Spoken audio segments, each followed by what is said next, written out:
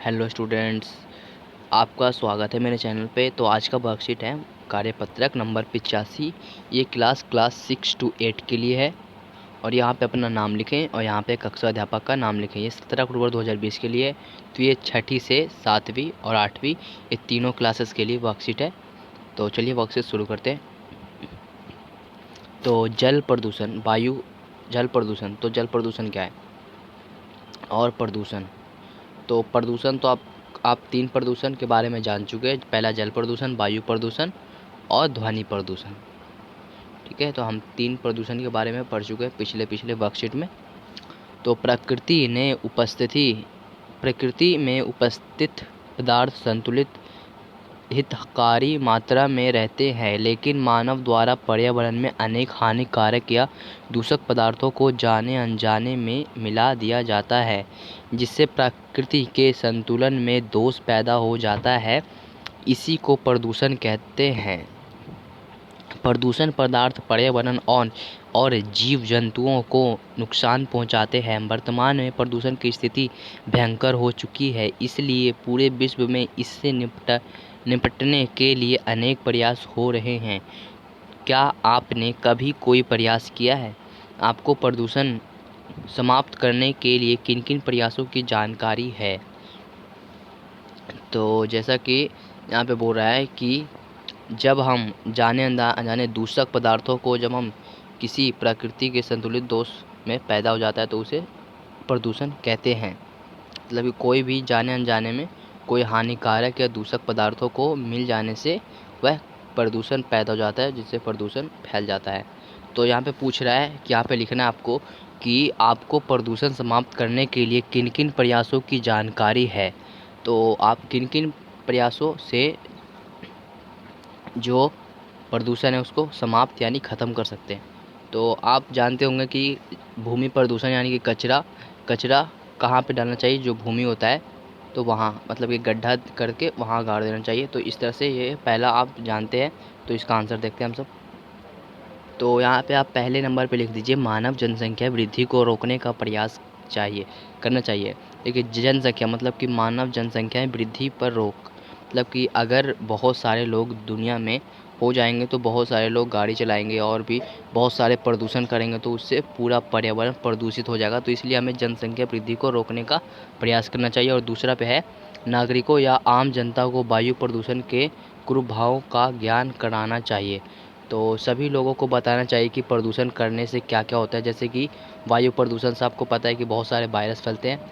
तो हमने पिछले वर्कशीट में जाना था, पिछले वर्कशीट में कोई वायरस होता है तो वह भी प्रदूषण के अभाव से फैलता है।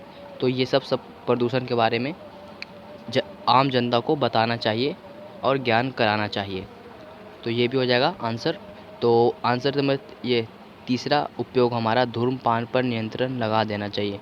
जो धूम्रपान करते हैं, जैसे कि बहुत सारे लोग खाते हैं, धूम्रपान करते हैं, तो उन्हें नहीं करना चाहिए।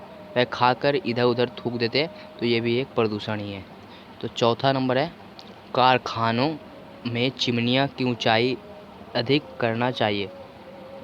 तो ये बोल रहा है कि जो चिमनियाँ होता है, चिमनियों को बहुत ऊंचाई पर उसको स्थित करना चाहिए कि वह आसमान में ना फैले। तो ये भी हमारा चौथा हो जाएगा। और पांचवा उदाहरण है कारखानों में चिमनियों में फ़िल्टरों का उपयोग करना चाहिए।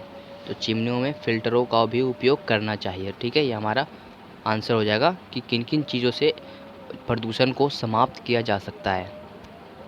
तो हमने अब जान लिया कि प्रदूषण को समाप्त कैसे कर सकते हैं। तो अगला है प्रदूषण की हानियों तथा उनके प्रति जागरूकता के लिए स्लोगन नारा लिखिए। जैसे कल को बचाना है, प्रदूषण को भगाना है। तो जिस तरह से इसने एक उदाहरण दिया है नारा या स्लोगन या कुछ कहकर, तो उसी तरह से हमें और भी बहुत सारे यहाँ पे लिखना है नारा या स्लोगन। ठीक है, चलिए हम लिखते हैं नारा या स्लोगन। तो यहाँ पे कुछ स्लोगन आपको दिख रहा है, जहाँ जहाँ कोमा है वहाँ पे ख़त्म हो रहा है। ठीक है, प्रदूषण को मिटाना है, समाज को स्वस्थ बनाना है। तो ये हमारा एक हो जाएगा, यहाँ से लेकर यहाँ तक एक।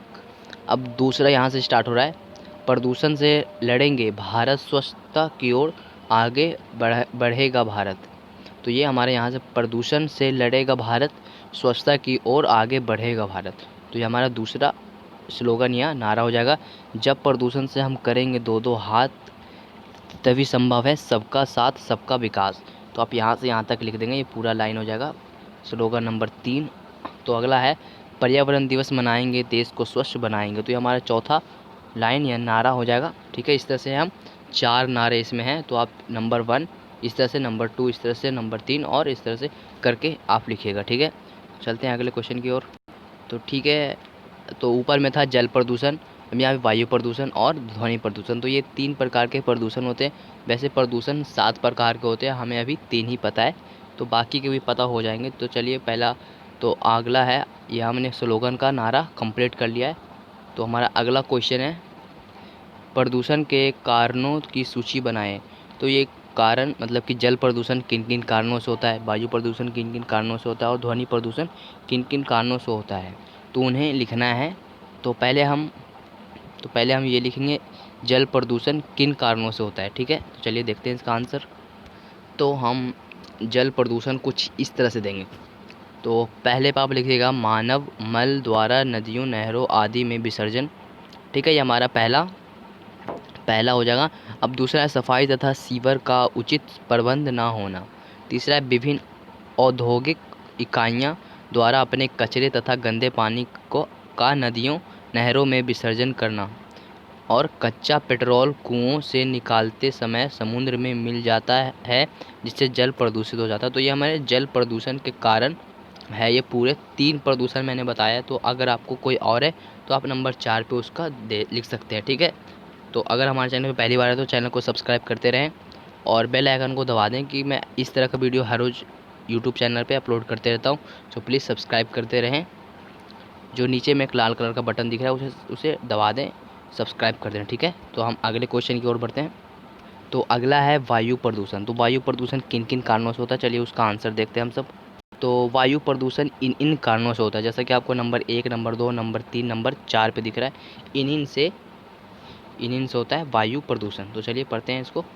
औद्योगिक इकाइयों से निकलने वाला धुआं तथा रसायन।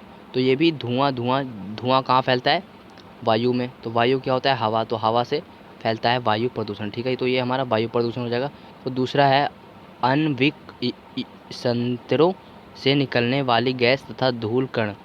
तो धूल गैस भी एक हवा ही है, तो वो भी धूल कर आसमान में जाकर मिल जाते हैं, तो जिससे वायु प्रदूषण होता है। तीसरा, जंगलों में पेड़ पौधों से जलने से, कोयला के जलने से तथा तेल शोधन कारखानों आदि से निकलने वाला धुआं। तो धुआं जब भी जाता है तो वह आसमान में जाता है, जिससे वायु प्रदूषण होता है। ज्वालामुखी विस्फोट होने से भी वायु प्रदूषण होता है। तो इस तरह से हम तीसरा वायु प्रदूषण का आंसर दे देंगे। तो चलते हैं अगले क्वेश्चन की ओर। तो हमारा अगला है ध्वनि प्रदूषण। तो जैसा कि आपको यहाँ पे दिख रहा है, 2 स्पीकर है, 2 स्पीकर यहाँ पे और एक आदमी माइक लेकर चिल्ला रहा है। तो ये भी ध्वनि प्रदूषण के ही उदाहरण है। ठीक है, तो चलिए हम देखते हैं इसका आंसर। ध्वनि प्रदूषण के कारण, तो ये है ध्वनि कारण के प्रदूषण 1, 2 और 3 कारण मैंने बताया है। शहरों एवं गाँव में किसी भी त्यौहार व उत्सव में राजनीतिक दलों के चुनाव प्रचार व रैली लाउड स्पीकरों का नियंत्रित इस्तेमाल प्रयोग। तो ये भी एक ध्वनि मतलब आवाज़ होता है, जैसे कि आवाज़ तेज़ होता है तो उसे ध्वनि प्रदूषण कहते हैं। तो ये हमारा पहला हो जाएगा। दूसरा है अभियंत्रित वाहनों के विस्तार के कारण उसके इंजन एवं हॉर्न होता है ना, जैसे कि पोंपो करता है और इंजन का भी खटखट खटखट आवाज़ आता है, तो वही भी ध्वनि प्रदूषण है। ठीक है, औद्योगिक क्षेत्रों में उच्च ध्वनि क्षमता के पावर सायरन, हॉर्न तथा मशीनों के द्वारा होने वाले शोर। ठीक है, शोर को ध्वनि प्रदूषण कहते हैं। तीसरा है जनरेटरों एवं डीजल पंपों आदि से ध्वनि प्रदूषण। तो ये सभी ध्वनि प्रदूषण के कारण हैं। इस तरह से हमारा आंसर होगा। तो जैसा कि मैंने बता दिया कि इस तरह से ध्वनि प्रदूषण के कारण है ये सब 3, जनरेटरों एवं डीजलों पंपों आदि से ध्वनि प्रदूषण भी फैलता है। तो ठीक है, तो हमने तीनों क्वेश्चनों का आंसर दे दिए। जल प्रदूषण, वायु प्रदूषण और ध्वनि प्रदूषण, इनके कारणों की सूची हमने बना दी है। आपने उत्तर भी देख लिया है, तो आप देख लिया तो चैनल को सब्सक्राइब कर दें। नीचे में लाल कलर का बटन दिख रहा होगा, जिससे मैं लिख रहा हूँ इसी कलर का लाल बटन का होगा, इसे दबा के सब्सक्राइब कर दें और इस वीडियो को लाइक कर दें।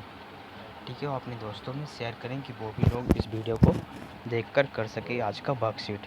तो ये वर्कशीट 6 to 8 के लिए वर्कशीट है। ठीक है, तो मिलते हैं अगले वर्कशीट में, तब तक के लिए गुड बाय।